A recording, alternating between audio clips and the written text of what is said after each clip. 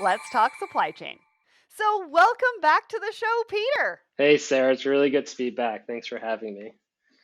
I am thrilled to have you here again. I mean, you were on the show back in October, and it was actually one of the first times I started to hear about things like no code, low code, and citizen development. I learned so much from that show, and it helped me realize that the team at Quickbase are really leading the pack in the industry right now. So, I really cannot wait to find out more. So, let's just dive right in. So, for anyone that missed the last show, can you remind us who are Quickbase? What do you do? How do you help your customers? And maybe perhaps give us an update for those that did catch the last show on what's happened in the past 6 months since we last spoke. Sure. And first of all, wow, I can't believe it's been 6 months. Oh, But here we are. As you may remember, what we do at QuickBase is we help our customers see, connect, and control some of the really complex projects that they're undergoing to reshape the world, from building up a skyscraper, coordinating the vaccine rollouts. That's been a theme. It's really that no code platform that we talked about is allowing individuals in the business to custom fit solutions to the way they work, rather than kind of reforming the monolith systems. And they do that by incorporating their existing investments in technology. That's a key piece. It's how do we bridge across the things that we already use. And in the last 6 months, actually, we've really undergone a doubling down of our strategy to focus on our customers in the built environment. And we, we actually went out and bought a company. We bought a company called MCF Technologies. They are a longtime partner, and they have a specialty in delivering these kinds of complex projects. And they have a lot of plugins and technology they've built along the way. So I think what you'll find over the next few months is our skill set in this area increasing, but then B is a double down on automation and kind of productivity tools to help folks that are in the field and in technology to deliver projects, and I'll walk you through some of that a little bit later in today's talk. I love to hear that. And like I said, you're leading the pack, right? I kind of think about some of the tools, like the productivity tools that we use for business in general, and how you're taking that concept and really bringing that into supply chain. So today we're talking about people. And is it an understatement to say that frontline workers have had a tough time these last 2 years? I mean, now that we're out of the worst of the pandemic, knock on wood, what are the Right. challenges that businesses are facing now? We're hearing a lot about labor shortages, for example, and how have those challenges really changed from just a couple of years ago? Yeah, the frontline workers are having challenges, and then the folks that are trying to hire and retain and train and continuously upskill those Mhm. workers are also having a huge challenge. And we're hearing a lot. Okay, it's a job seekers market, and I think COVID has put a huge spotlight on the need to improve some of the processes that are touching turnover and touching the field workers. So I think of four kind of key areas. One is the hiring process. Mhm. The second is once someone's hired, is how do we keep them retaining. Third, and that's going to tie into safety, is compliance. I think a lot of times when you're moving people around a lot, it becomes harder and harder to ensure you're compliant to things like job skills with roles.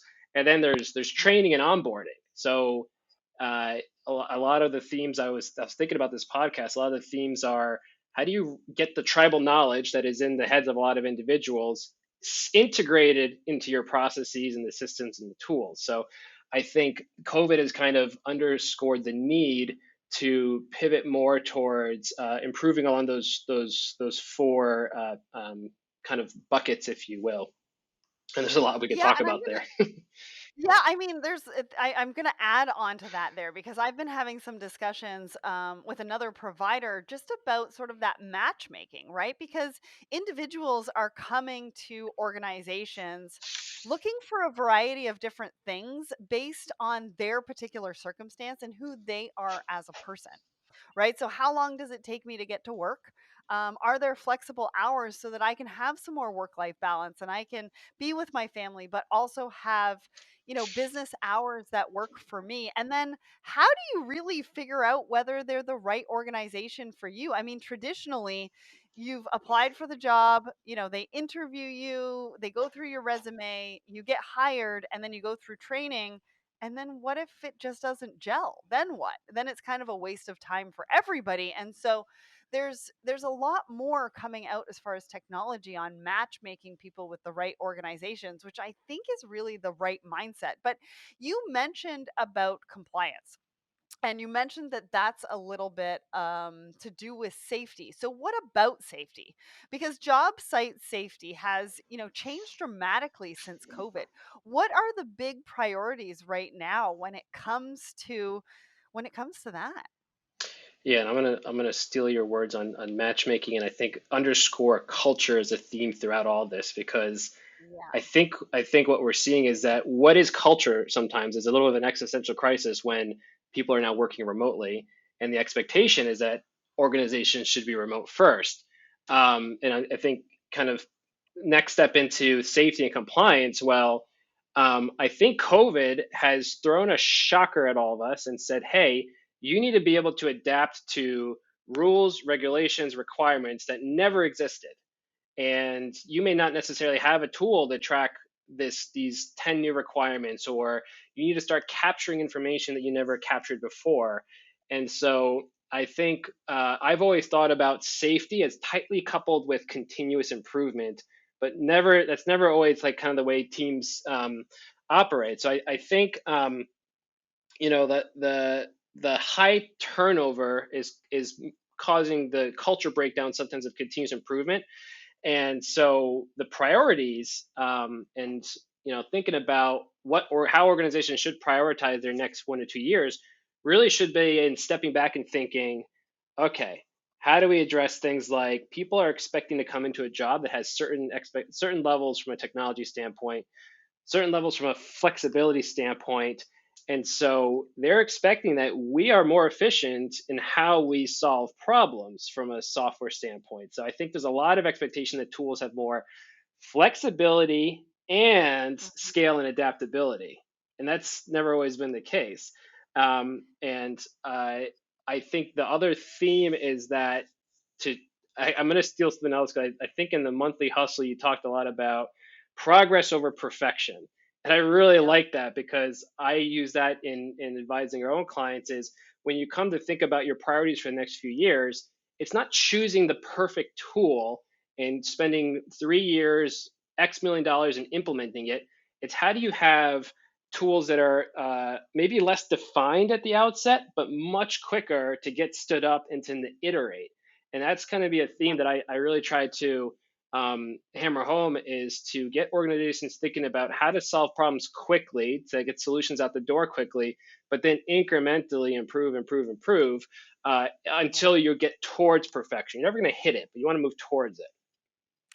Well, and everything is changing so fast. So you need something that is so agile that can move with the changes of not only your business, but also the environment around us, right? Because the knowledge base is changing every 12 or 18 months right now, and it's only going to get quicker.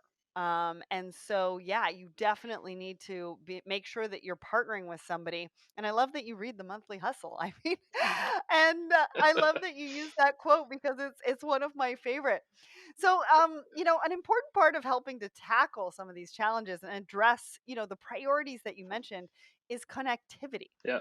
right? Because if teams don't have the right information, if that information isn't in the right place, it results in a lot more problems.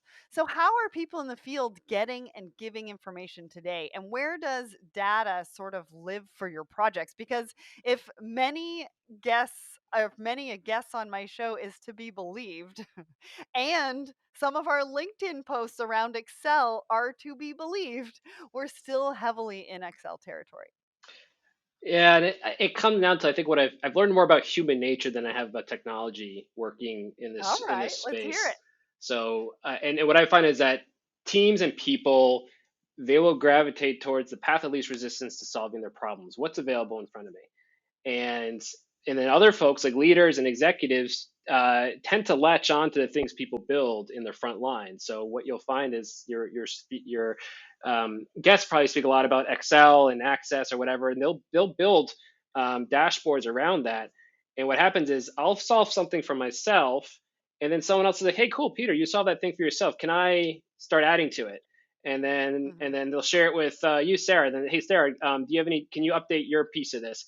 And so what happens is you start with these sheet type solutions, and they quickly unwind. And I see this still every single day. So the state of automation, it's hard to build automation and say I want to automate more without first figuring out what is your ideal process, how are you doing today, and then how do we change how we work so that we can layer automation appropriately on top of it.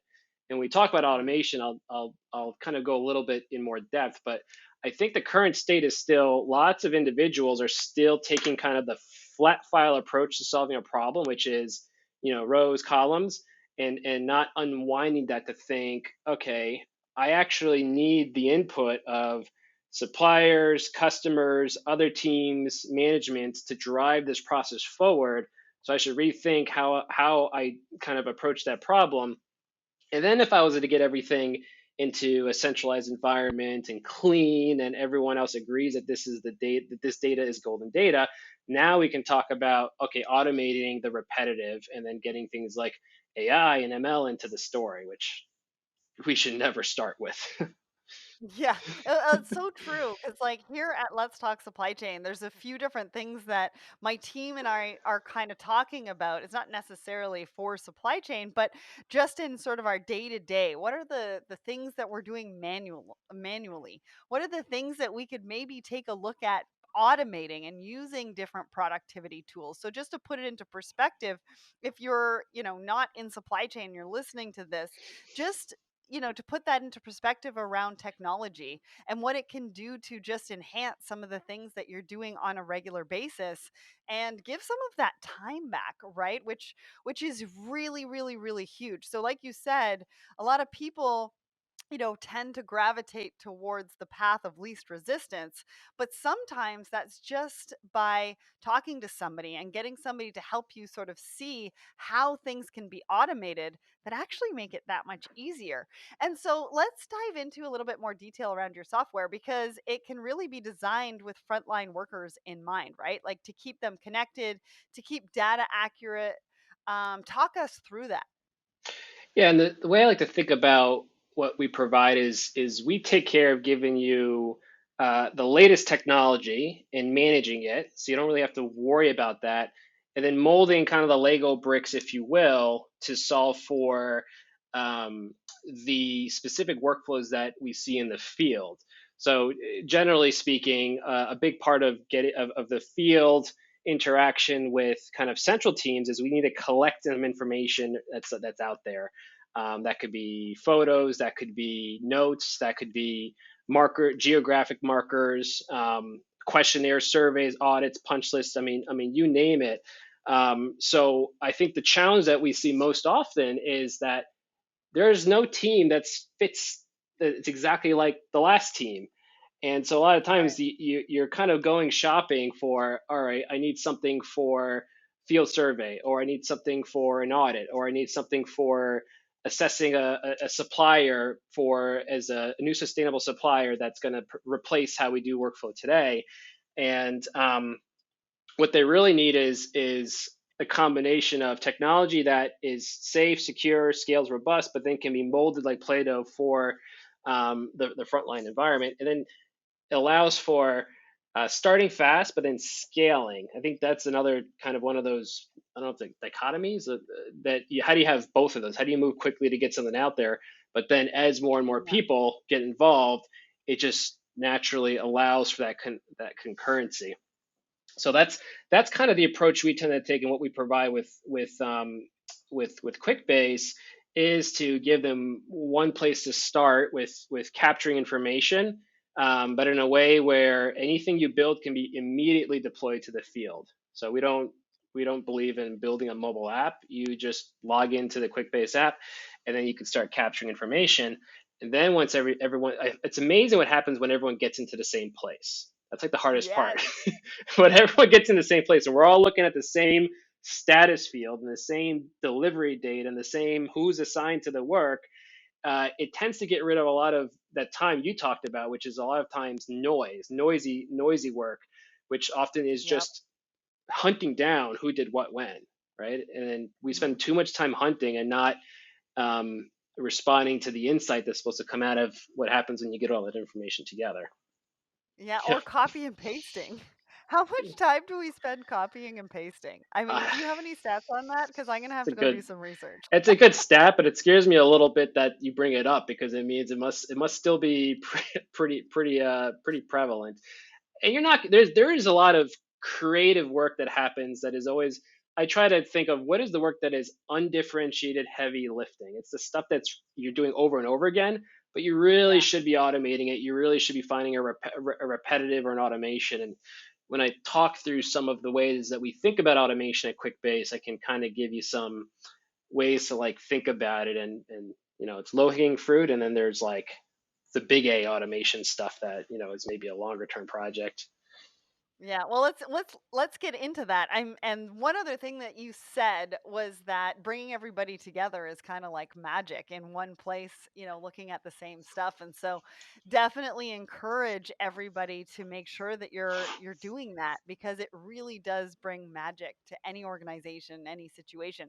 But let's dive into automation, right? Because we're talking about this more and more. AI is still raising eyebrows with some, but the conversations I've been having recently are actually very positive. A lot of automation is really designed to help workers to fulfill some of those time consuming menial tasks so that people's time can be freed up for the more important or strategic work, right? And I think we're learning more and more about how it can improve our lives rather than take away.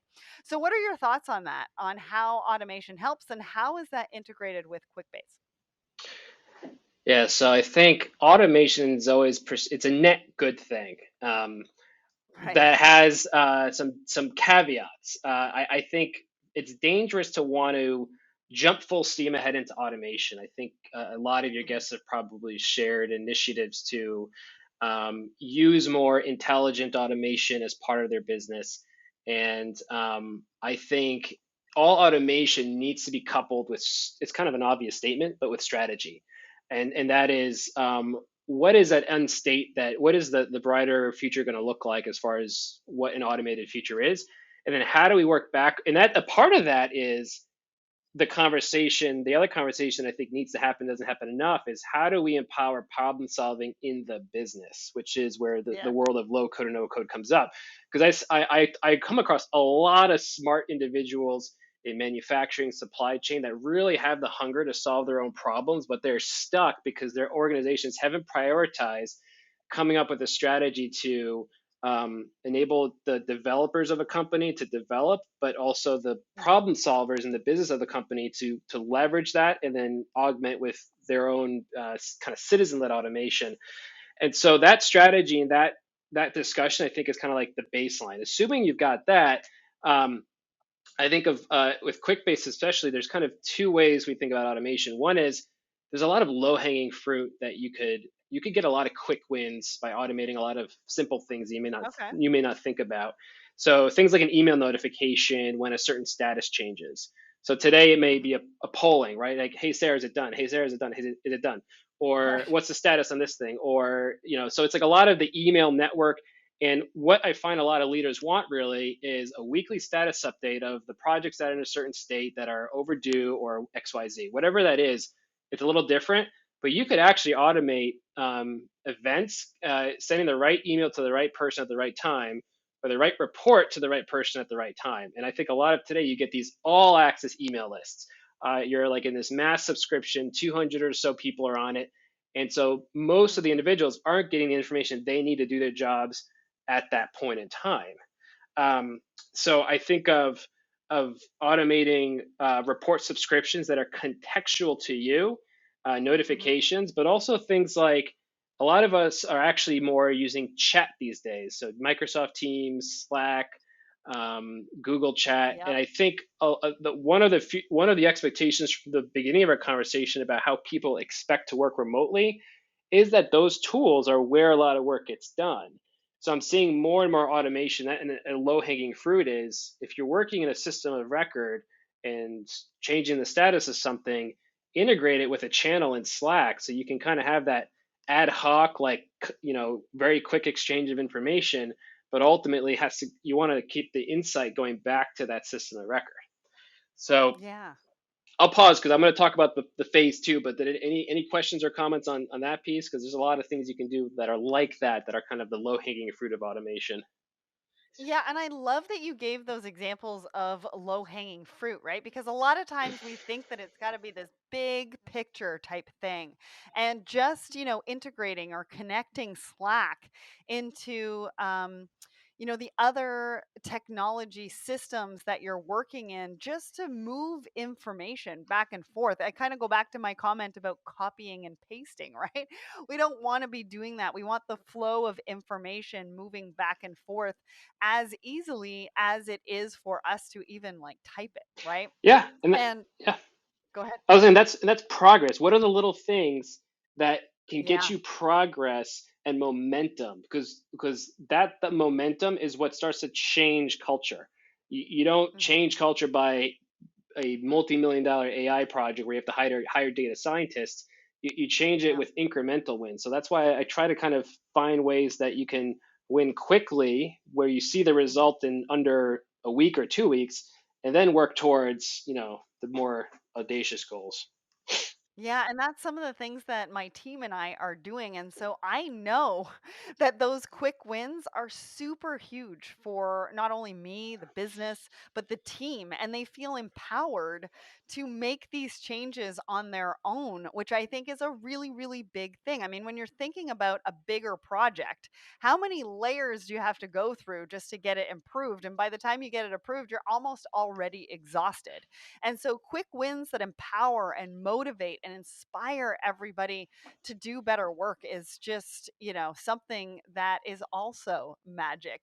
And, automation is a piece of that wider process improvement puzzle that we've been talking about. We all aspire to achieve continuous improvement, but sometimes it can be tricky to prioritize to figure out where you'll get the most bang for your buck or what will bring the most impact for those frontline workers. So, talk us through that process improvement piece. I mean, we've already talked about some of the quick wins, but then after that, what is that process improvement piece, maybe specifically to frontline workers, that really incorporates that quick based solution? Yeah, so widening to continuous improvement. I think of it as it is fundamentally a culture, and what you mentioned about motivation is super important because you're really Hmm. asking people to sometimes do more work or document more than, and nobody really likes documentation and going to sources of truth and all the things that come up in Kaizen and Lean and things like that. So you really have to, I think, create a movement around it. And so the for what we enable and the kind of pillars, I guess, from a continued improvement standpoint are: one is collection of ideas of better ways to work. So, and a lot of that comes from the field, whether you're walking down a manufacturing line, Hmm. or you're on a dock, or you're in transport, you're moving goods from A to B. Everyone, that the people are closest to the work, have the insight on how things can improve. It's just not being captured, and you're not seeing the trends more broadly because it's not being captured. So, kind of the first pillar is, how do you streamline that intake process and make it super easy for anyone in an organization that has some critical, the has some visibility to operations to improve it. And everyone, I find, is a problem solver. And I think we might have Yes. talked about this, but either way, I'm passionate about it, which is everyone has the ability and is motivated by solving problems.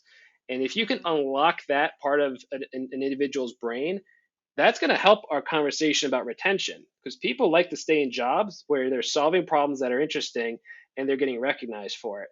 So, pillar one, Hmm. idea intake and prioritization. And the prioritization piece isn't necessarily the same person that's suggesting, but if you can start in their first phase to grapple with that piece of it, that's kind of, I think, the first step in a healthy, robust, continuous improvement org.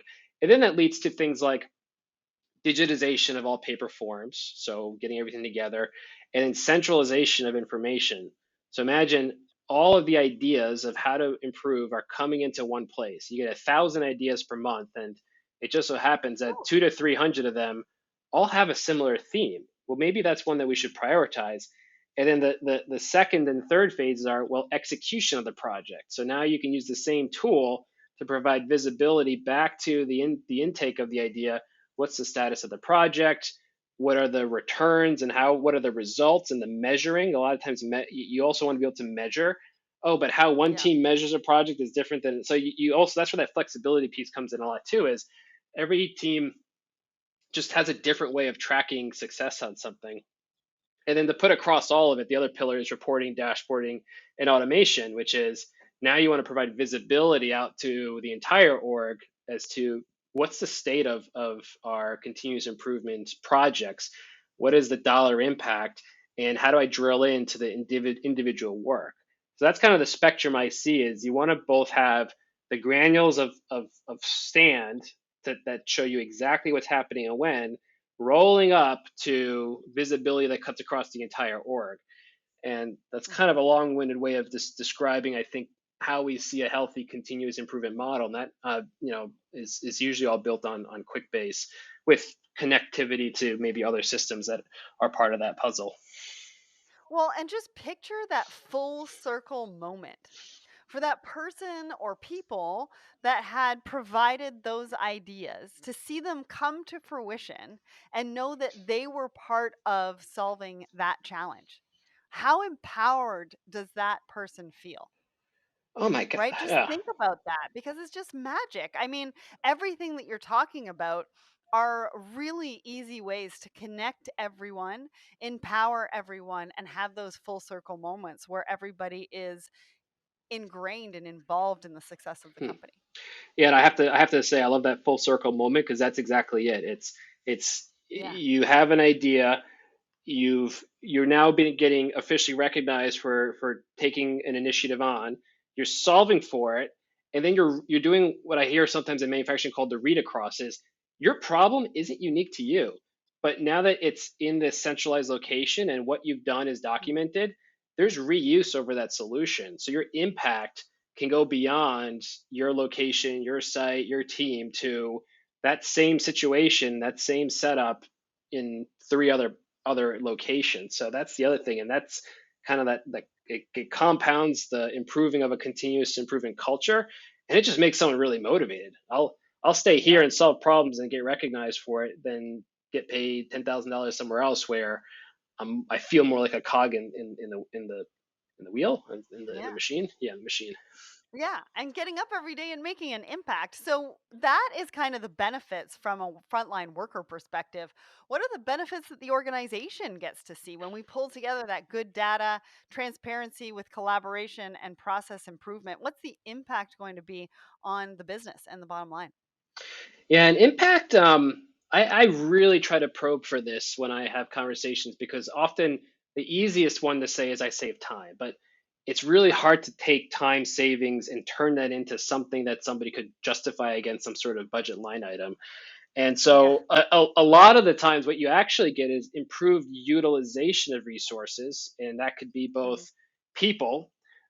So are my project teams working to their full capacity, and sliding them into the right jobs at the right time, and kind of managing how people move between projects, and that Mm. and I'm starting a new project and I have the folks with the right skills in it, and then reusing those skill sets everywhere. So there's a people piece, and then there's utilization of assets, and that's a huge category, because assets can span from job site equipment to IT assets and machines and technology.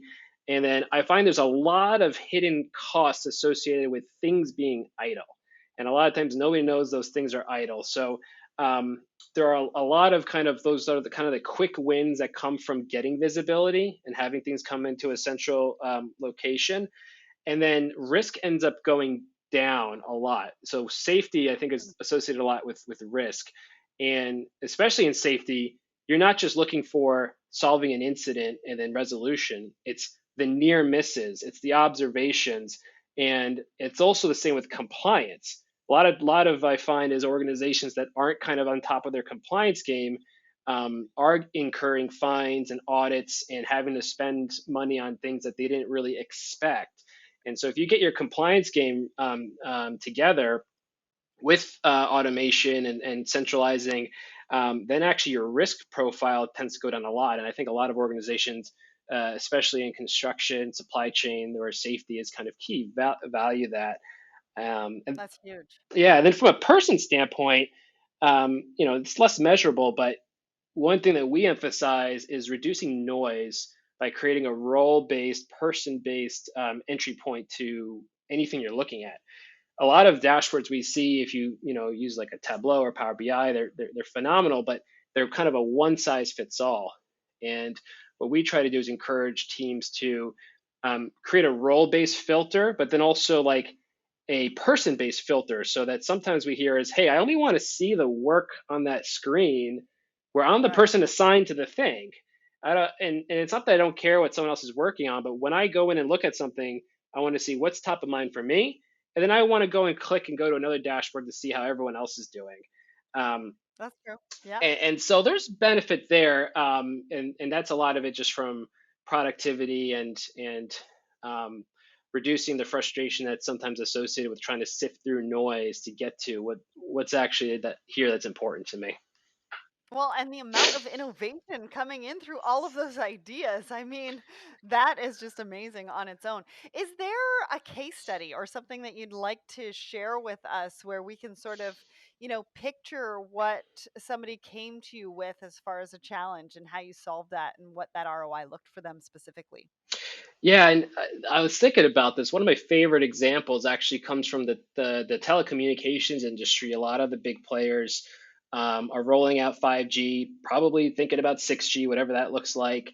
But they're grappling with the fact that they're actually conglomerates of a lot of little companies that were acquired through the years, with a lot of different existing, multi-decade teams that have been doing the same thing a certain way, working in the same system, and I'm seeing a really nice kind of marriage of automation tools with QuickBase, where the basic value proposition is I can't just we talked. I'll bring it up again. Progress over perfection.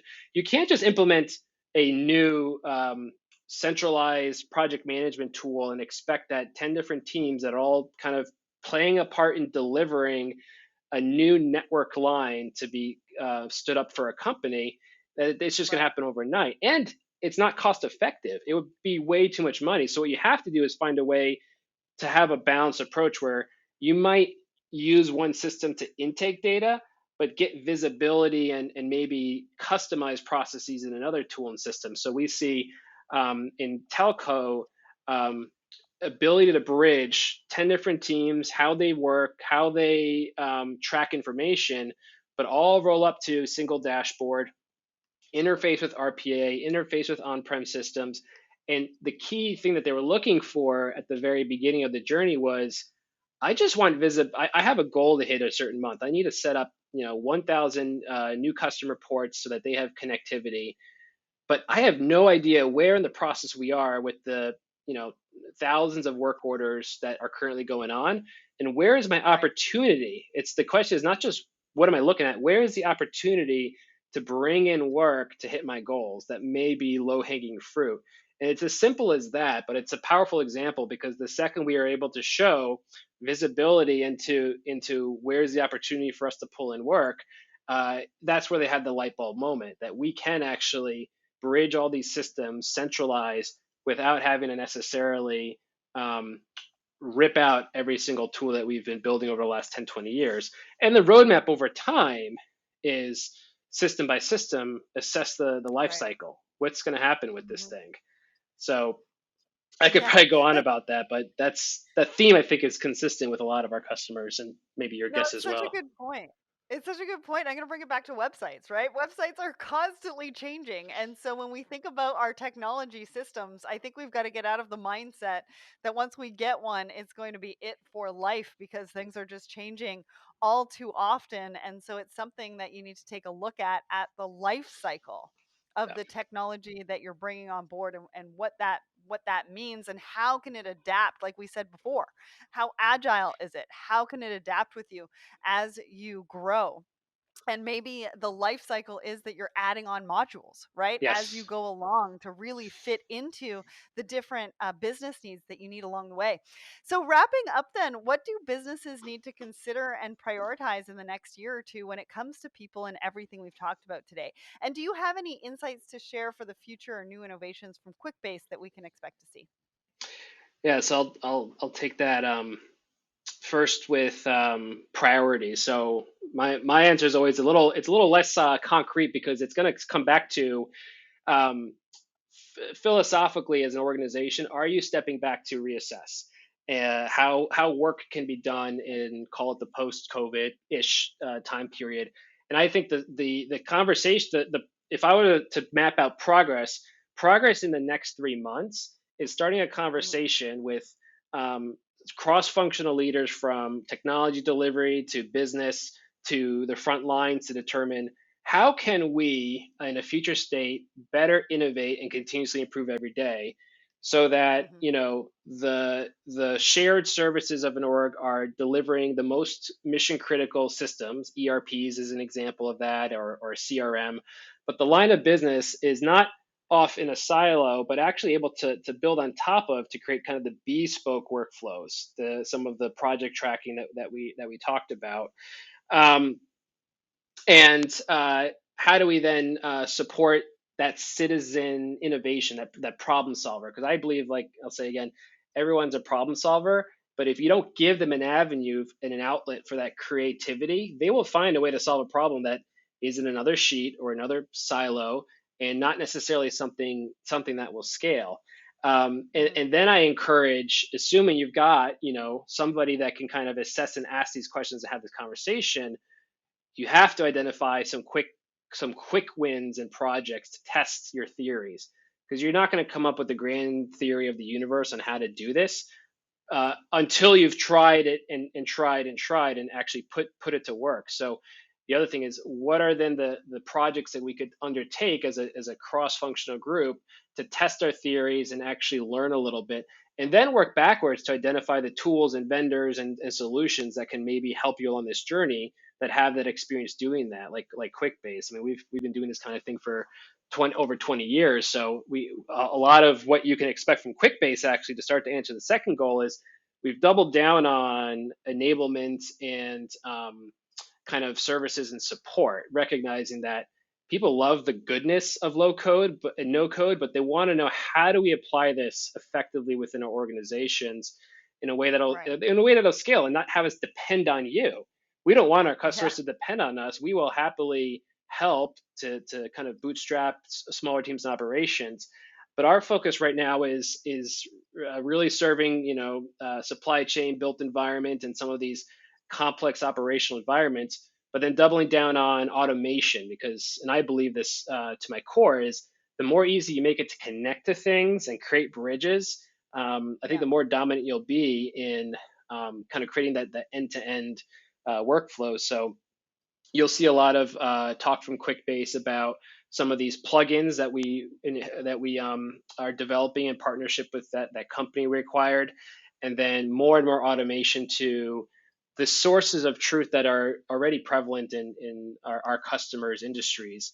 ERPs, data lakes, communications tools like Slack, construction tools like Procore and Autodesk. So I think it's an exciting time to be in our space, and look look forward to seeing what our customers do with the technology. Honestly. I love that. I mean, what a way to kick off our mini series. I love talking about people because they really are the driving force of business. And as we've clearly seen from today's discussion, people are the link that pulls all of the most important threads together: collaboration, visibility, optimization to achieve the absolute best results. And in bringing together people and technology, empowering them and giving them ownership over improvement and process, your business can really thrive. And having that all important partner in place like Quickbase to support you in that is so important and so exciting because the potential really is endless. So if you want to check out more, check them out. quickbase.com. And a massive thanks to Peter for joining me today and to the team at Quickbase for making this episode happen. And I cannot wait to see you all again for episode 2 of this mini series with Quickbase. Thanks, Peter.